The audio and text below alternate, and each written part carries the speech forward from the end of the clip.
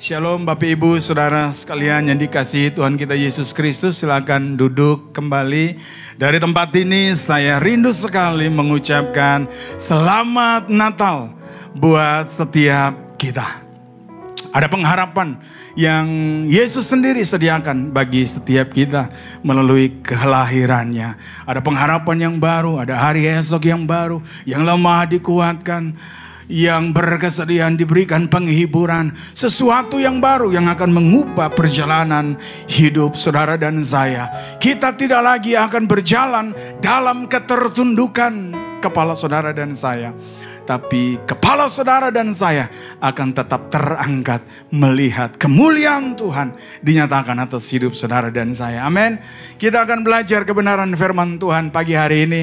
Saya memberikan tema penyembahan dan persembahan. Kita akan sama-sama membaca kebenaran firman Tuhan. Buka Alkitab saudara dan kita akan sama-sama membaca Matius pasal yang kedua, ayat yang pertama sampai ayat yang ke-11. Matius pasal yang kedua, ayat yang pertama sampai ayat yang ke-11. Bisa ditampilkan ayatnya?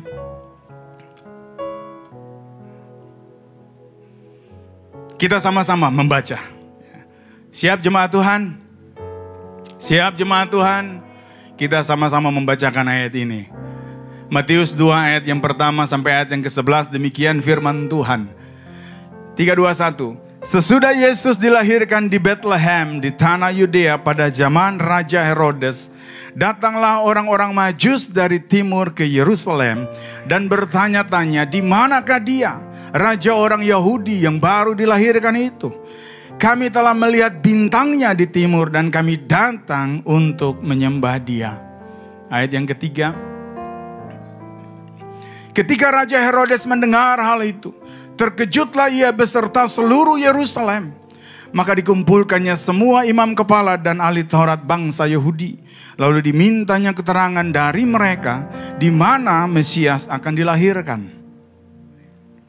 Ayat yang kelima. Mereka berkata kepadanya, di Bethlehem, di tanah Yudea. Karena demikianlah ada tertulis dalam kitab Nabi. Dan engkau Bethlehem, tanah Yehuda, engkau sekali-kali bukanlah yang terkecil di antara mereka yang memerintah Yehuda. Karena daripadamulah akan bangkit seorang pemimpin yang akan menggembalakan umatku Israel. Lalu dengan diam-diam Herodes memanggil orang-orang Majus itu. Dan dengan teliti bertanya kepada mereka, bila mana bintang itu nampak. Kemudian ia menyuruh mereka ke Bethlehem, katanya, pergi dan selidikilah dengan seksama hal-hal mengenai anak itu. Dan segera sesudah kamu menemukan dia, kabarkanlah kepadaku supaya aku pun datang menyembah dia. Setelah mendengar kata-kata raja itu, berangkatlah mereka dan lihatlah bintang yang mereka lihat di timur itu mendahului mereka hingga tiba dan berhenti di atas tempat di mana anak itu berada. Ayat yang ke-10, ketika mereka melihat bintang itu, sangat bersukacitalah mereka. Apa yang kemudian terjadi? Ayat 11 bilang begini. Maka masuklah mereka ke dalam rumah itu dan melihat anak itu bersama Maria ibunya, lalu sujud menyembah dia. Mereka pun membuka tempat harta bendanya dan mempersembahkan persembahan kepadanya, yaitu emas, kemenyan, dan mur. Kelahiran Kristus Yesus sesuatu yang luar biasa. Di awal tadi saya sebutkan bahwa kelahirannya mengundang penyembahan dunia. Sorga gegap gempita. Bala tentara sorga begitu bersuka cita. Kelahiran Sang Mesias Juru Selamat kita. Tapi kemudian dalam bacaan ini ada hal yang menarik. Yaitu tentang bintang timur. Kita akan melihat next slide. Mengapa bintang timur? Kan bisa saja bintang barat. Kan bisa saja bintang selatan, bintang utara, bintang timur menenggara. atau arah mata angin lainnya yang bisa disebutkan, yang bisa disematkan dalam kisah kelahiran Yesus Kristus. Bisa saja orang Majus itu dituntun oleh bintang barat. Tapi Alkitab mencatat, dan tidak pernah Alkitab salah mencatat, bahwa bintang timur yang menuntun mereka kepada Bethlehem. Ini sesuatu yang luar biasa. Kenapa harus bintang timur? Next slide. Ada dua kata penting, yaitu bintang yang berbicara tentang cahaya, berbicara tentang terang. Ada juga berbicara tentang timur yang artinya terbitnya matahari. Ya. Bahwa ternyata bintang model ini berbeda dengan kebanyakan bintang yang seringkali kita waktu mengangkat kepala kita dan kita melihat ada banyak sekali bintang di atas sana. Hanya bintang model ini yang hanya bisa menuntun, seolah-olah bintang ini hidup. Bintang ini bisa menuntun, bisa memimpin orang-orang Majus dari kejauhan, dari daerah timur, dari daerah Persia, sampai tanpa tersesat, sampai ke Bethlehem. Ini hanya sebuah personifikasi. Kita juga melihat dalam catatan Matius tadi, bahwa ketika mereka melihat bintang itu, mereka bersuka cita. Betapa enaknya, betapa bahagianya, betapa indahnya menyelesaikan semua masalah hanya dengan melihat bintang. Kalau saudara saat ini mungkin dililit dengan hutang, lalu kemudian bisanya bintang itu juga membuat saudara dan saya bersuka cita, maka berhutanglah. Karena penyelesaian hutang hanya dengan menatap bintang, lalu hidup kita terasa aman, hidup kita penuh dengan sukacita. Atau mungkin saudara punya masalah rumah tangga, saudara punya masalah keluarga, anak-anak, pekerjaan dan sebagainya. Kalau bintang bisa menyelesaikan dengan melihat bintang, lalu kemudian masalah kita selesai. Betapa luar biasanya hidup ini, begitu sangat indah. Tetapi bintang ini hanya dikhususkan pada peristiwa kelahiran daripada Yesus Kristus. Apa sebenarnya bintang itu? Siapa sebenarnya bintang itu? Catatan Wahyu pasal yang ke-22 ayat yang ke-6, di situ dikatakan bahwa aku, Yesus sendiri berkata, telah mengutus malaikatku untuk memberi kesaksian tentang semua ini kepadamu bagi jemaat-jemaat. Aku adalah tunas, yaitu keturunan Daud.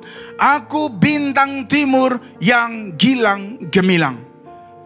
Artinya bahwa bintang timur yang dicatat oleh Alkitab itu adalah sebuah penanda tentang kehadiran daripada Kristus. Bukan bintang yang biasa. Bukan bintang yang biasa kita lihat di langit. Bukan. Bintang itu begitu spesial. Bintang itu adalah penanda daripada kehadiran Kristus Yesus sendiri. Luar biasa. Luar biasa. Next slide. Bintang melahirkan sukacita. Bintang timur adalah penanda kehadiran Yesus. Bintang timur ini juga berbicara tentang hope. Bintang timur ini berbicara tentang harapan. Saudara, kalau saudara mencermati kenapa matahari harus terbit dari timur. Kenapa matahari tidak terbit dari barat? Kenapa matahari tidak terbit dari selatan? Kenapa matahari tidak terbit dari utara atau dari arah mata angin lainnya? Tapi kenapa yang dicatat bahwa matahari itu terbit dari timur? Semua yang dari timur, bintang timur ini berbicara tentang harapan. Hari baru dimulai, ada pengharapan yang baru yang akan kita jalani. Sesuatu yang baru. Ada harapan di sana dari timur. Makanya tidak salah kita mencatat bahwa bintang timur itu adalah gambaran daripada pengharapan. Bisa munculkan ayatnya dalam 2 Petrus 1 ayat yang ke-19. 2 Petrus 1 ayat yang ke-19. Saya akan bacakan buat saudara. Demikian firman Tuhan. Dengan demikian kami makin diteguhkan oleh firman yang telah disampaikan oleh para nabi. Alangkah baiknya kalau kamu memperhatikannya sama seperti memperhatikan pelita yang bercahaya di tempat yang gelap. Kegelapan mengurung saudara dan saya. Firman Tuhan bilang memperhatikan seperti pelita yang ada di dalam kegelapan. Pelita itu memberikan satu harapan yang baru di tengah-tengah kegelapan kehidupan saudara dan saya. Dalam semua aspek kehidupan saudara dan saya, semuanya serba gelap. Amin. Oleh sebab itu bintang timur ini berbicara tentang satu harapan yang baru. Harapan yang hanya ada, harapan yang hanya berada di dalam Yesus Kristus. Luar biasa. Bintang timur berbicara tentang pengharapan. Amin. Kita lihat slide selanjutnya.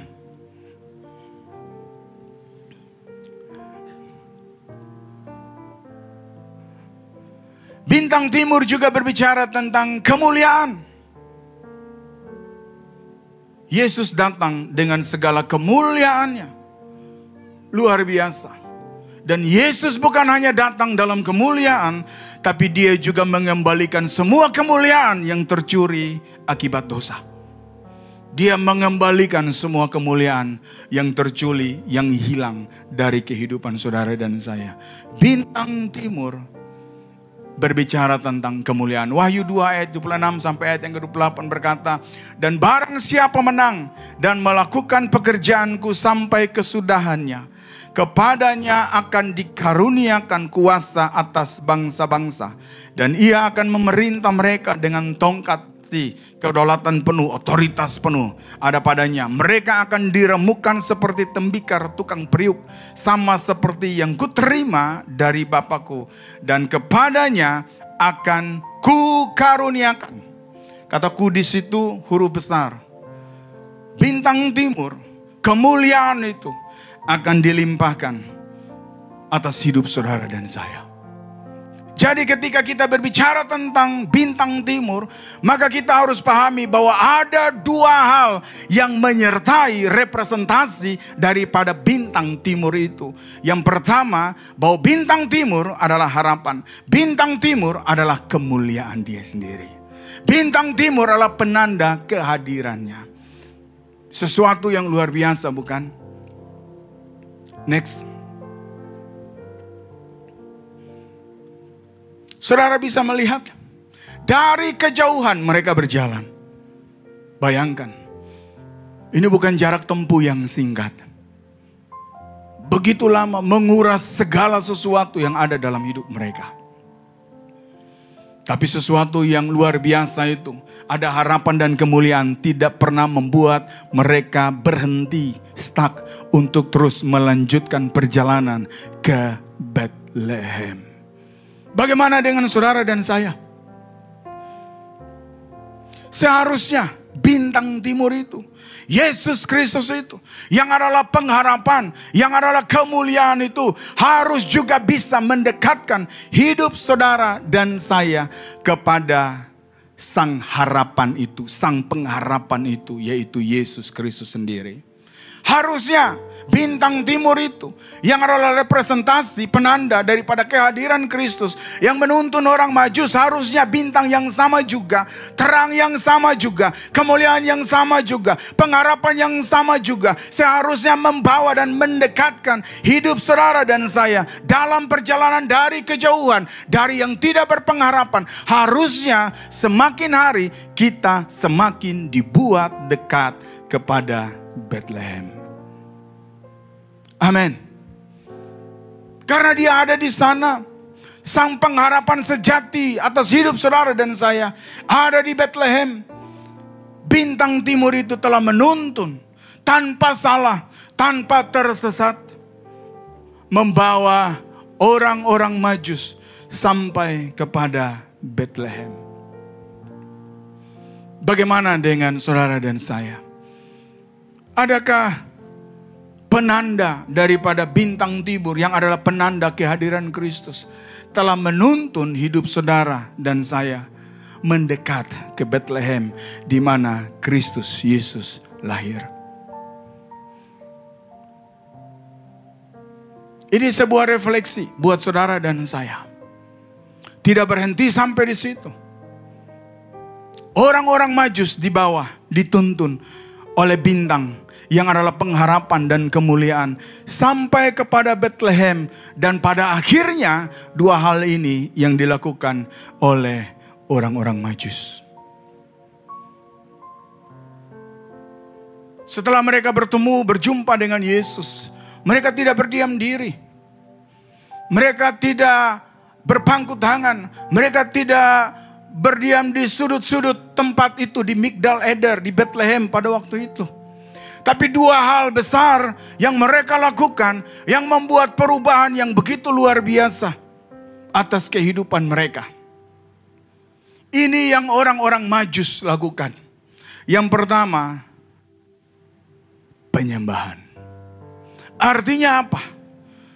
Dari kejauhan, dari keletihan, dari kegelapan, dari ketidaktahuan, kita telah berjalan sejauh ini. Harusnya perjalanan hidup saudara dan saya, harusnya perjalanan rohani hidup saudara dan saya, membawa saudara dan saya sampai pada melakukan penyembahan. Amin. Karena ada harapan di sana. Kita menyembah karena Dia memberikan harapan yang baru. Kita menyembah karena Dia memberikan dan mengembalikan semua kemuliaan yang tadinya diperuntukkan untuk kita. Tapi kemudian semua kemuliaan itu hilang akibat dosa. Semua kemuliaan itu dikembalikan atas hidup saudara dan saya. Alasan itulah ada harapan dan kemuliaan di dalam Kristus Yesus itu yang membuat mereka menyembah. Ini harus terjadi atas hidup saudara dan saya. Harapan akan hari esok. Harapan akan luput dari kematian, dari hukuman kekal kepada hidup yang kekal. Harapan itu harusnya bikin saudara dan saya menyembah Dia. Apa itu penyembahan? Penyembahan ini berbicara tentang sikap hati dan dimulai dari kerendahan hati. Orang yang sombong, orang yang congkak akan sulit sekali masuk dalam penyembahan. Sebab penyembahan ini berbicara tentang pengakuan. Ada pengakuan. Dan pengakuan itu hanya bisa lahir dari orang yang rendah hati. Amin. Sikap hati. Jadi penyembahan yang dimaksudkan oleh Alkitab, yang dilakukan oleh orang-orang Majus, ini bukan sikap tubuh, tapi sikap hati. Kita bikin penyembahan yang hanya sebatas pada sikap tubuh, tapi tidak diikuti dengan sikap hati. Tidak ada rasa hormat kita kepada Dia. Tidak ada pengagungan yang sungguh, yang tulus, yang murni kepada Dia. Tidak ada. Yang kita bikin semua hanya sebatas sikap hati. Belajar dari orang Majus. Ada ketertundukan diri. Waktu mereka bow down. Waktu mereka memilih untuk menyembah. Sebenarnya ini yang sedang terjadi. Mereka sedang bilang dalam keheningan. Bahasa tubuh mereka waktu mereka memilih untuk menyembah. Mereka sedang bilang begini, ini aku kepunyaanmu, terjadilah kepadaku sesuai dengan yang engkau kehendaki. Ada pengakuan mutlak atas otoritas Tuhan dalam hidup saudara dan saya. Itu nyembah. Itu nyembah. Nyembah juga berbicara tentang keintiman hubungan.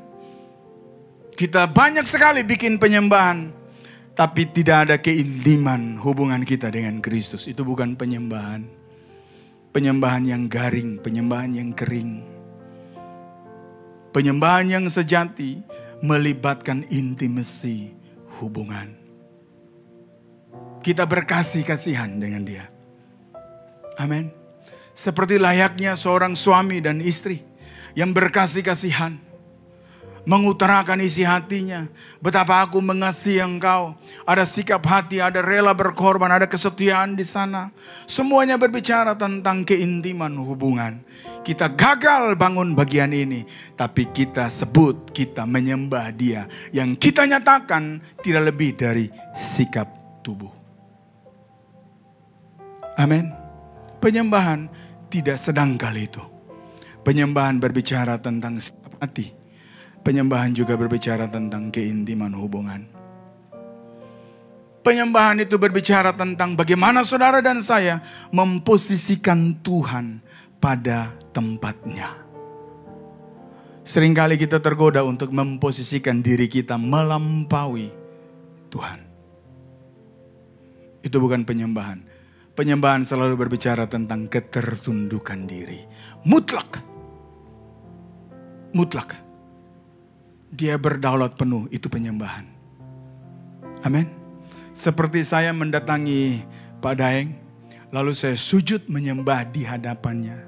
Harga diri saya sudah taruh di bawah kakinya, itu penyembahan. Semua yang saya banggakan, semua yang saya megahkan, semua yang saya punya, saya taruh dan saya letakkan di bawah kakinya. Itu penyembahan.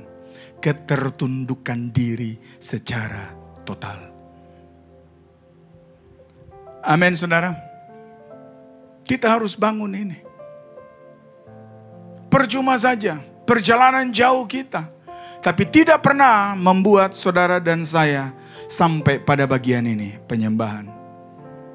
Kita tidak akan pernah mengalami Bethlehem yang sesungguhnya. Ya, singkat sedikit saja. Bethlehem itu artinya rumah roti.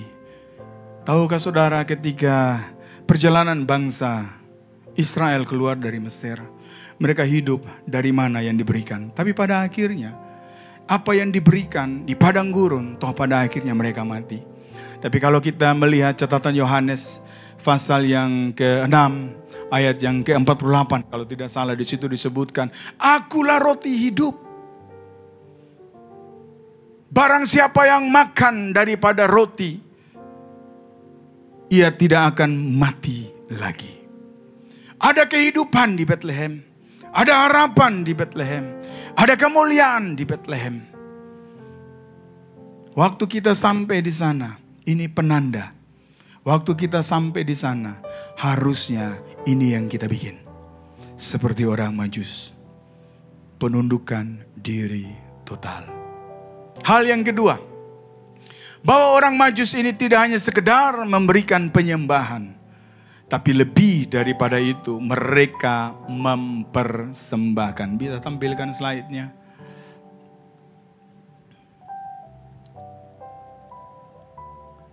Persembahan. Saya selalu bilang bahwa kita suka bikin dan gampang sekali kita melakukan penyembahan. Penyembahan tadi saya sebutkan bahwa itu adalah sikap hati, posisi hati kita. Tapi persembahan itu lebih dari sekedar sikap hati. Persembahan itu berbicara tentang aksi nyata. Amin saudara. Makanya ketika orang Majus datang, setelah mereka selesai menyembah Dia, tidak berhenti sampai di situ. Mereka buat sebuah aksi nyata yang begitu luar biasa. Yang paling mahal yang mereka punyai. Yang mereka persembahkan buat raja di atas segala raja. Apa yang mereka persembahkan? Ada emas, ada kemenyan, ada mur. Tahukah saudara barang-barang apa ini? Ini adalah barang-barang yang paling mahal pada zaman itu. Dan barang-barang ini emas, kemenyan, dan mur. Kalau saudara belajar firman Tuhan, belajar Alkitab, barang-barang ini dalam catatan Imamat, Keluaran, banyak sekali disebutkan di sana. Dan barang-barang ini dekat sekali dengan yang namanya altar. Barang-barang ini dekat dengan yang namanya mezbah. Barang-barang ini dekat dengan yang namanya kemah pertemuan. Barang-barang ini ada di dalam kemah pertemuan. Apa maksudnya? Mereka mempersembahkan semua yang dikhususkan untuk nantinya ada di altar. yang dikhususkan untuk nantinya ada di mezbah. Itulah hidup saudara dan saya, yang harus saudara dan saya persembahkan sebagai emas, kemenyan, dan mur. Kemenyan dan mur dipakai sebagai ukupan dupa. Ya, ketika para imam mempersembahkan korban pagi, korban petang, barang-barang ini harus disertakan. Tidak boleh dicampur dengan barang lain. Sebab barang ini dikhususkan untuk Tuhan. Barang ini dikuduskan untuk Tuhan. Barang ini ada dalam kemah pertemuan. Ada di altar, ada di mezbah, dan harus ada di mezbah. Barang ini adalah hidup saudara dan saya. Jangan pernah bawa persembahan asing. Jangan pernah bawa persembahan-persembahan yang lain. Sebab yang dia minta adalah hidup saudara dan saya. Yang dia minta bukan uang saudara. Yang dia minta bukan deposito saudara. Yang dia minta bukan hanya sekedar tubuh saudara. Yang dia minta bukan hanya sekedar properti dan sebagainya. Tapi lebih daripada itu, dia minta hidup saudara dan saya. Kemenyan dan mur itu dipersiapkan sebagai dupa atau ukupan. Waktu dibakar, bau daripada kemenyan dan mur naik dan menyukakan hati Tuhan. Baunya begitu wangi.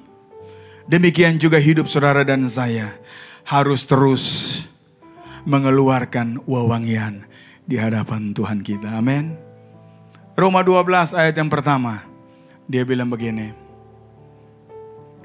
Karena itu, saudara-saudara, demi kemurahan Allah, aku menasihatkan kamu, supaya kamu mempersembahkan apa? Tubuh. Tidak ada yang lain yang dia minta. Tubuh ini adalah gambaran daripada emas, kemenyan, dan mur.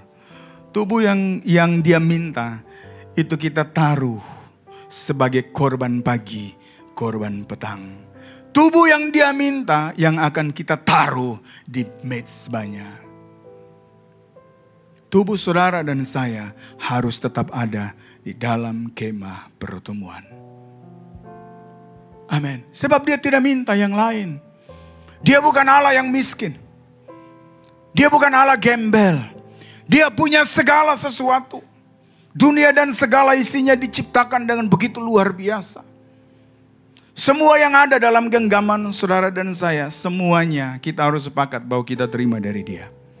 Dia adalah sumber.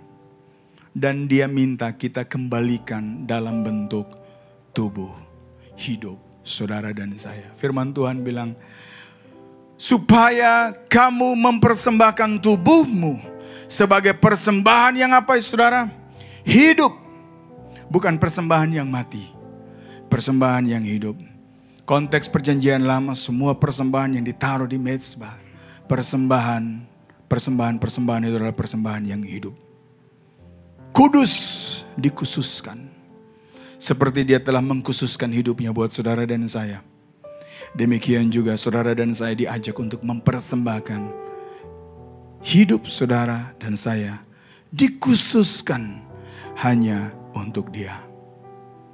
Amin. Dan yang berkenan. Seperti dupa, wangi-wangian dupa yang berbau harum. Yang naik sampai di hadapannya. Menyukakan, menyenangkan hatinya. Sampai ini yang terjadi. Dia berkenan atas hidup saudara dan saya. Mari kita bangkit berdiri. Kita renungkan apa yang sudah kita kasih buat dia. Kita renungkan apa yang sedang kita siapkan. Saya khawatir kalau jangan-jangan apa yang kita mau kasih buat dia sudah kita kasih buat dunia. Sehingga tidak ada lagi dalam kehidupan kita yang pantas untuk kita berikan buat dia. Sebab kita sudah terlanjur kasih buat dunia. Sebab kita sudah terlanjur kasih dan gadaikan kepada hawa nafsu dan rupa-rupa keinginan daging. Pagi hari ini belajar dari orang Majus. Dari kejauhan mereka berjalan. Demikian juga hidup saudara dan saya.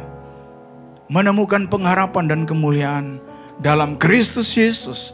Seharusnya pengharapan dan kemuliaan itu membawa kita melakukan penyembahan.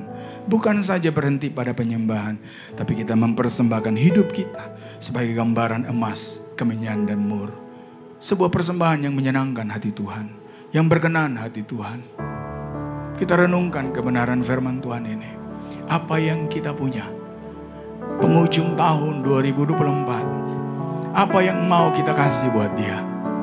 Berkenankah? Apakah persembahan yang kita siapkan adalah persembahan-persembahan yang khusus? Ingat saudara bahwa Dia telah mengkhususkan hidupnya buat saudara dan saya. Khususkan hidup saudara dan saya untuk mempersembahkan, untuk dipersembahkan kepada Dia. Amin.